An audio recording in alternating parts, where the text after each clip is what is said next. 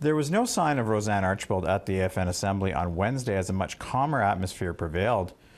But the forensic audit she began calling for a year ago remains on the radar of Khelsilem of the Squamish Nation.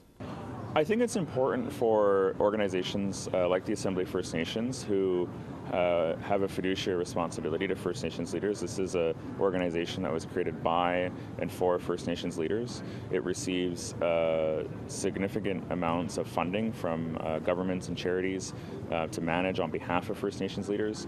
And I think it's important for the organization to be able to demonstrate a high level of trust. Khelsilem, who is also the chair of the Chiefs Committee on Charter Renewal, put forward an emergency resolution calling on the AFN to set the scope, nature, and cost of such an audit. Kitugan-Zibi-Anishinabeg Chief Dylan Whiteduck believes a forensic audit is important too, but it will take time. You can't get a forensic audit done in the span of a year and a half, 2 years. It takes time. You're looking at 10 plus years of audited statements and everything that has to be conducted.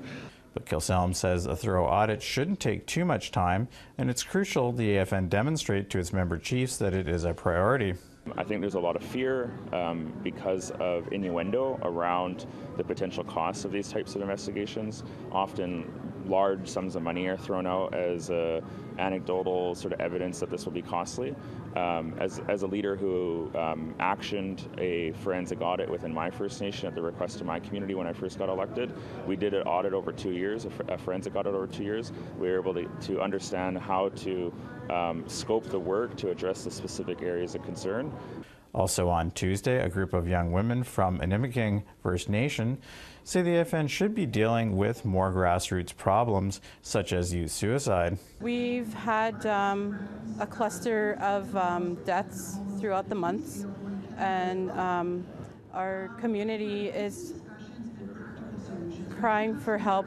And they said the infighting needs to stop. Indigenous people are fighting amongst each other, when to get to the root of these issues is to work together and bring us closer and discuss these issues and help each other. The Assembly enters its last day tomorrow. Fraser Needham, APTN National News, Jabuktuk, also known as Halifax.